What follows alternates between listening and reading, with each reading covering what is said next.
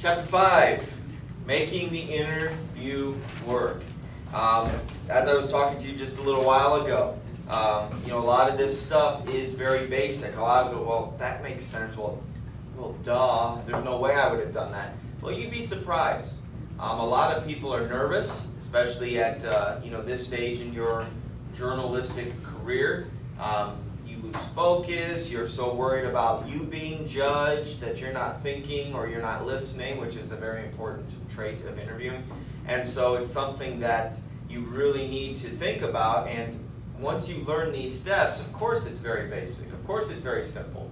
And you don't have to worry about all that or have all those nerves. And you can just focus on getting the material from that person. Because without the interviews, more than likely your story is going to bomb. Just like when you write papers or research papers, without textual support, without research, direct quotes to help add substance and credibility, if you don't have that, your paper is just nothing.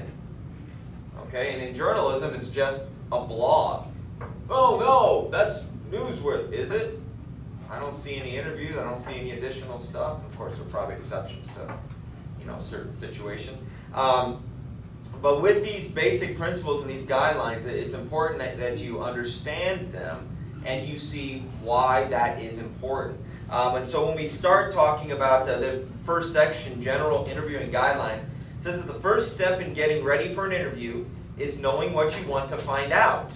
The second step is deciding whom to ask. You're sitting down to write your story. You're planning. Your editor says, I want this story. You go, okay, well, what is my story going to be about? So you know the subject matter. Okay, well, I'm going to need to talk to so-and-so. So if you're writing a preview of the homecoming game, okay, you're going to say, okay, well, I write a preview. So who are we playing? Let's see, who are our players? You probably got to think about, well, I probably need some content about the upcoming game. Maybe it's a rivalry game. How does it play in the scope of the whole season? How did we do last weekend? How have we done against this team in the past? Okay, so I want to talk about all. Okay, so who do I need to talk to for that? You got to figure out what you want to find out before you figure out who's going to tell you it. So probably coach, a senior, maybe a team captain, star player, talking to some third-string JV player about the big game on the weekend. Is that important, you think? No. What about, well, can I interview my dad? Oh, is your dad the head coach? No, he goes to the game with me. He knows the players. He knows football. He played in high school. Do you think that adds credibility to your paper? No. And I hope, sometimes my examples are really extreme, but that's to prove a point. Okay? You can go and interview that person. That's fine. Talk to them, whatever, but I wouldn't put that in your paper.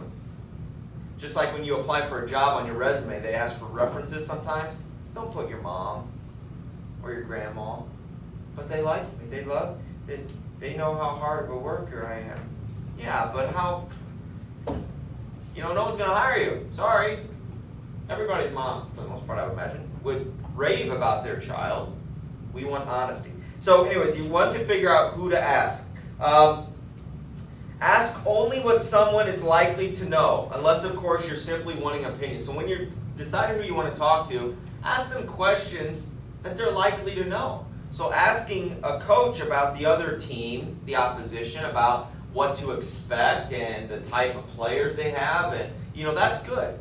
Asking the coach about his analysis on the stock market, how the Dow Jones went down 2,000 points or whatever, that doesn't seem to be very relevant, and they probably can't speak with, authority on that.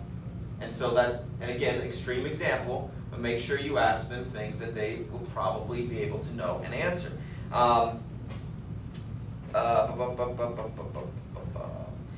When you talk to somebody, whether it's in person or live, you're walking up to somebody, just don't go up and ask a question. Introduce yourself to them. They might react differently to just some common person walking up. Like, dude, I have no time. Leave me alone. Oh, you're with so-and-so. Hi, I'm Joe Smith with the Tribune. Can I ask you one quick question about the game?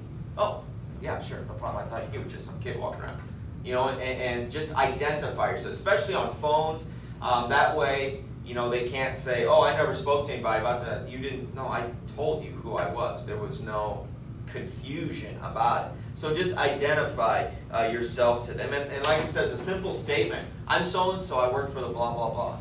And there's a movie called All the President's Men about the Watergate trial or controversy, okay, debacle in the 70s. And they really focus on that as well. There's a line there on the next page. It says, most people like to be interviewed, especially at this setting, this environment. So you're walking up, you're probably really nervous, okay? You're probably thinking they're going to judge me. They're going to tell that this question is stupid. That I promise, and of course there are probably exceptions, but you go up to interview somebody in this school, they're not going to be judging you. They're going to be thinking, oh, you want to talk to me for the paper? Okay. Gosh, I hope I don't sound stupid. Okay, what's your question? Okay, let me think about this because I don't want to sound stupid. They're worried about sounding stupid. Some of them will be excited because, oh wait, this is going to be in the paper, this is going to be online. You're going to put this in a feature on me. Okay. People like to feel good about themselves, and they're talking about themselves, more than likely, and you're coming to them because you think that I'm probably an expert on this particular topic, and so I'm feeling good, let's chat, let's talk. And so you need to understand, while you will have nerves for the first few times, okay, 5, 6, 7 times, it's going to be a piece of cake. You can walk up to an adult or a student and you will be fine. A lot better than where you are before you go out for the very first time. So preparing and asking your questions, you want to prepare before you go out. You want to know what you're going to do, what you're going to say, because ultimately you want to know, you kind of know the material you want to know. But if you're learning complete, like there was a big shooting or a big tragedy, all of this information you probably aren't going to be able to prepare for. You don't know what's going to come your way. But for interviews that you set up, you probably will have time to plan ahead. Now, are those the only questions that you ask? The ones you wrote down beforehand? I hope everyone says no. I have 10 questions. I'm going to ask 10 questions. Thank you for your time, and leave. While technically you ask questions, you're not really having a discussion. And if I can teach one thing about interviewing, look at it as having a conversation. Don't look at it as, this is an interview. I must be serious, I must be blah, blah, you know, just have a conversation. While you need to remain professional, you can have a very casual, if you're interviewing the president, probably not as casual, but think again, you want to have a conversation. Just have a discussion. I'm talking to my new friend here about the game coming up on the weekend. What are some things I want to know? I don't know. Let's talk. You're educating me. So as that person's talking, you're listening. Don't just go, okay, ask my question. I'll just say, until he's done, and then I'll ask my second question. You took a breath. Okay, question number 2. You're going to be the world's worst interviewer. Okay? Sometimes the most important questions and the most important information you get comes from, wait for it, follow-up questions. Those are the questions that are not prepared ahead of time. Maybe you're thinking, okay, if he says this, I'll go this direction, but they're not written out ahead of time. Those are so important. Listening is the most important tool of interviewing. Listening is the most important tool of interviewing. Listening is the most important tool of interviewing. 3rd time's the charm. Okay. During the interview, be very straightforward. Don't make a speech every time you ask a question. Okay? Don't go on 30 seconds setting this stuff up. Get to the point, because we're there to hear that person speak. We're here to hear that person. Avoid questions that can be answered with a simple yes or no. On a rare occasion, though, that might be fine, like interrogations. Okay? Court, you know, I need a yes or no response. But in interviews, you're not getting much of a quote. All you're getting is confirmation of some fact. Probably you already knew the answer. Do you see how much different it is as opposed to, do you think you're going to win this weekend? Yes. Wow, what a hard-hitting question, right? But how about, what are some of the things that you guys need to work on in order to be victorious this weekend? While it's still within the same ballpark of the same content and subject matter, do you see how his response, or her response, is going to be much more elaborate? You want them to talk. The more they talk, the more you have for your story. The more they talk, the greater the opportunity. Oh, I didn't think about it. Could you talk about that new defense that you guys were doing? I remember hearing something about it earlier. Could you explain that a little bit? And explain it to me like I don't know what I'm talking about. So they're explaining some in-depth play in layman's terms for you. And so you have that for your paper. And so now you know how to explain something. And if you hadn't thought of that, or you just went a yes or no, hey, I heard you have a new defense that you're putting into play. Is that right? Yep. All right, next question. You see how you really miss out on some opportunities. So always listen. Always listen. And avoid those yes or no's. And those yes or no's are really close-ended, meaning it just kind of ends. Done. There's nothing to expect. And that's why you really want to try having the open-ended responses. Those ones that have some elaboration, have some discussion as a result. Stock questions. These are all-purpose questions usable in any situation. These might be ones that are just, maybe you're just thrown into the fire. You haven't had any chance to prepare. And so I just have to get the ball rolling and get them talking. And then I'm so good at listening that I can come up with the follow-up questions on the fly. That's, okay, so these stock questions just might be basic. Hey, how do you feel after that game tonight? Anybody watch sports? The interviews at the end of the game? At the end of the so-and-so won? What stupid question does that person always get asked usually? Hey, how do you feel? Great. My degree's in sports broadcasting, journalism, okay? But I decided, what? I can't ask that stupid question after games. You know what I mean? Tell me, how do you feel? Great. Or you talk to a losing team. Boy, that was a rough loss out there, huh? How do you feel? Boring stuff, okay? I don't like those. But the stock questions might be more along the lines of you're thrown out into this accident, this disaster, and you go out and you just need to get the basic framework of what's going on, what happened, basic things like that. And then you can develop other things. But stock questions are things that can be used almost in any situation. Okay, they're just stock. I can pull them out on a piece of stock, a piece of paper, and go with it from there. Embarrassing questions. Student journalists often are advised to avoid asking embarrassing questions. This is bad advice. As a journalist, you must ask embarrassing questions, but keep good taste in mind. Don't pry, don't snoop. So, what you need to think about here is I have an embarrassing question to ask them. Should I do it or not? Well, does the story, is it impacted by that embarrassing question? Is the whole story based on that? Okay? Back in the 90s, the singer Michael Jackson had quite a few embarrassing things going on. And that gentleman was not giving interviews very often up until he died, because there was probably going to be some embarrassing questions asked, and he wanted to stay away from that. Probably want to think about, for your school paper, is this really the right place for it? Do we really want to call out somebody here in the school paper? What's our school paper here? Is it to entertain? Is it to educate? Is it just to inform? When you get into the real world, and maybe college newspapers on up, that's where you can really see the embarrassing questions asked. But just that good taste, does it really need to be asked? That's what you should ask yourself. Does it really need to be asked? And for most stuff in high school, I would probably say no, it doesn't.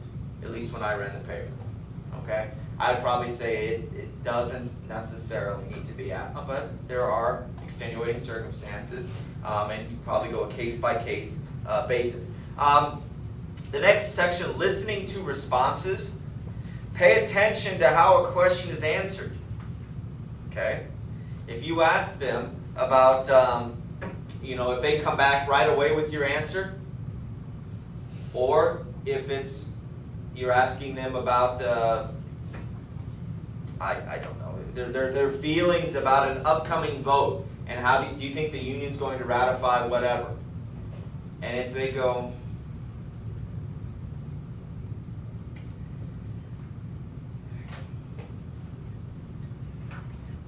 Yes, I think they were fine. Did that gentleman look very sure about that? Read the body language. Read what he says, not so much in words, but in his body. Well, you didn't seem very confident about that. What do you seem to have some reservations? Could you talk a little bit more about it? Well, I'm just not sure that, I think it'll go, but I think that we're going to have a few more votes. So look at all this other information you're going to get now about this person. Because if you just went, okay, you said yes, all right, and move on, well, that's what would show up in your, and plus a yes or no, not good, but it would show up in your paper as, yeah, he thinks it's going to pass. But does that really reflect his feelings?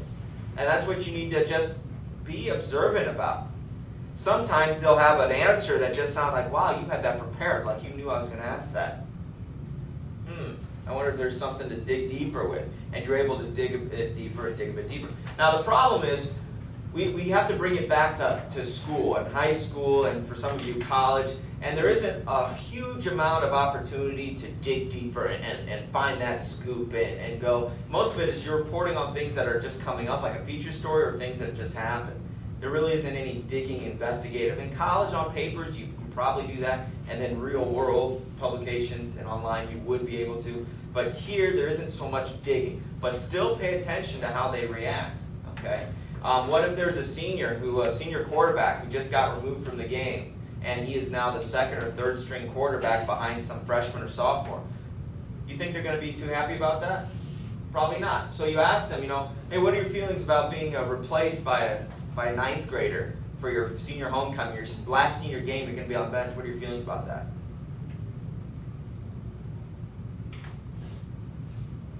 Whatever's good for the team. See how it probably isn't, while yes, you would put that down as the response, boy, he sounds really supportive. Is he very supportive? No, and that's where you could probably, wow, Jeff, it probably stinks, doesn't it? Man, I worked so hard for 4 years, I had 2-a-days and lifting, and you can get them to really go off, and maybe that's worthwhile for your story. I don't know.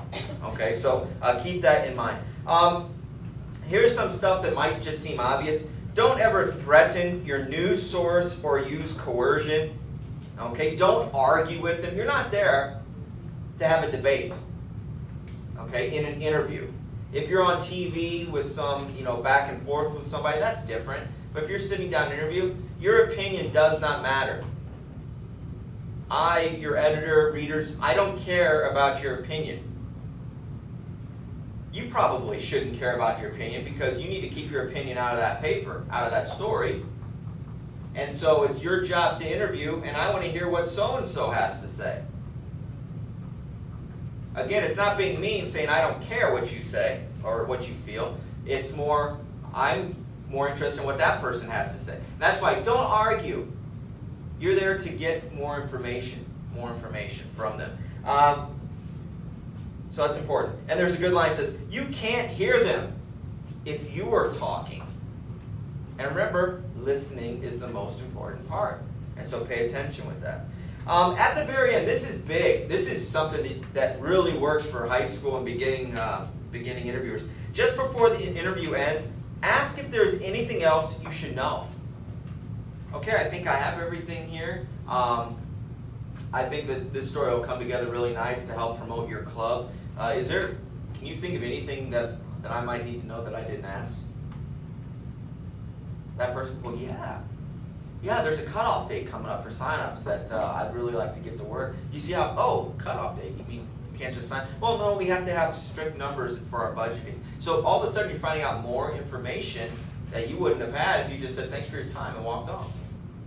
Okay, so always just kind of get in the habit of asking. And sometimes they'll say no. No, you're good, or no, I gotta go. Okay, great, thanks. Let me know if you think of anything. Maybe they'll think of it as they're driving for some reason. So just keep that in mind. So this section here is pretty important, even though a lot of this probably seems obvious.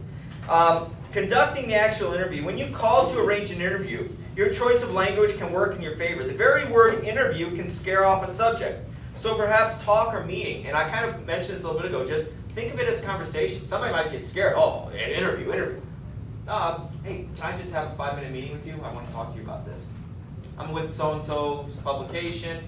and can we just have a chat, maybe meet over coffee, something like that? You see how for somebody who might be nervous, I thought you said everybody likes to be interviewed. Well, not everybody likes to talk. And do all of you like to give speeches? Probably not. Probably not everybody likes to be interviewed. And so somebody might get really scared about interviews, go, you should really talk to someone. No, I really need to talk to you. Well, we just have coffee or chat on me, something like that. And so it's one of those chances to really kind of calm their nerves and get a better response later. To start the interview, to get yourself and the subject warmed up to each other, try asking the relatively trivial but necessary background information. Get down the basic data. Their name, a lot of times spelling. Like me with the last name, it drives me nuts when my name's misspelled. It doesn't show much professionalism when I see it in print or in publication or on TV or whatever. My name's not spelled right. That shows me that somebody got lazy, somebody got weak. And those of you that have, not standard first names, last names, maybe you have, your name is Rachel with 3 L's at the end. Things like that. They want to be called that. But so you can start getting those basic informations down, job title, current things. And that just gets us a little rapport, gets us chatting, gets them talking. Maybe do that while the video camera's getting hooked up, if that's on TV. Once you get that information, maybe you'll decide to ask the most important question first. And that's okay, because ultimately, why are you here? I want to get to this particular thing. But what if you take all of this time? Oh, I asked follow-up questions. Okay, I'm getting there. Oh, follow-up questions. Oh, we're getting off topic. And you never get there, and then, they got to go. So sometimes asking the most important thing first is okay. Okay, and then you can get some more elaboration on it as you go. And so starting with, and it really just goes back and forth. If you're going to run out of time, you only have so much time, get to it. If you have a bunch of time, and maybe they're going to be a little sketchy about it at the end, or they're uncomfortable, maybe build up to it. You just all is dictated by your relationship with that particular individual. So it's very, very key that you're paying attention. Some really basic stuff coming up here. Being friendly and attentive. You don't want to be a jerk. You don't want to be mean. You want to be friendly. Smile. Relax. Laugh at their jokes. If it's funny, all right, okay. Don't just, if it's stupid, don't fall on the floor laughing, because that would be just really awkward. Keep good eye contact. Look at them. Just have a conversation. When you're talking to your friend, are you looking at the floor, or are you looking over their head? Do you laugh at what they say if it's funny? Think of this person as a friend for 5 minutes, or however long the interview is. Keep good eye contact. Listen carefully to them. Don't chew gum, obviously. Yeah, question, no. Yeah, that's really professional. Okay? Again, of course I wouldn't. Well, maybe you would have forgot your very first time. These are just things to make a little checklist of, make sure so you don't make mistakes. Use the person's name in conversation. Most people like to hear their name. Okay, if you go by Mr. Whatever or first name, Mr. Smith, that's very interesting. Can you elaborate a little bit more for me? I think I have the basic premise of it, but just, can you try it again? Something like that. They just like to hear their name. It's weird. As opposed to, sir, just make it personal. Personal. That's the key. Be polite, don't chew gum, dress properly, maintain an alert, not slouching posture. So sit up straight. Don't just slouch. If you're like this, gosh, later we're going to be done talking. Yeah, I have one more question for you. Okay. Boy, you're the greatest interviewer ever. Sit up straight. You're taking their time. Be professional. Have that conversation with them.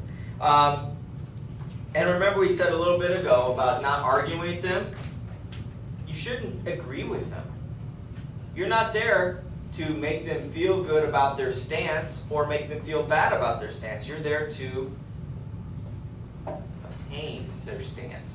Okay, so keep that in mind. You have to remain neutral. Remember all that First Amendment talk about government must remain neutral? You need to remain neutral on this particular topic. Taking notes. This is a trick, okay, and the media has changed nowadays and technology.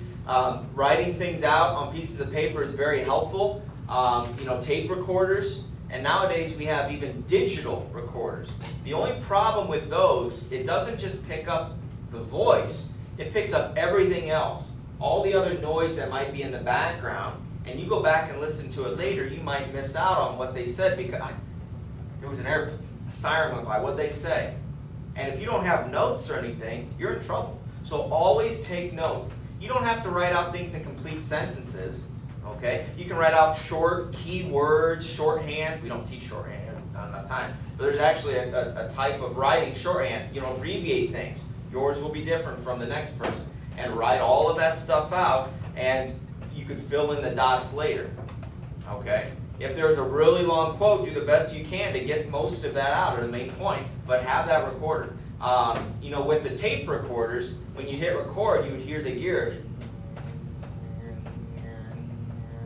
But you would hear everybody else's voice above it, but there's that noise going on. And so with digital, you know, the little ones, the little MP3 recorders, you can just hit that and there isn't the grinding gears anymore. And so the audio is a lot crisper, it's clearer, and you're good to use. Some people might use that audio nowadays with online publications. You're writing a story and you put that story up, but we also have video or audio of the actual response from the coach, and so we'll put that up too. And so it might be beneficial to have. Now, one of the big hang-ups about this stuff, it all runs on batteries. What happens to batteries at times? With a lot of use, they run out. I've seen it.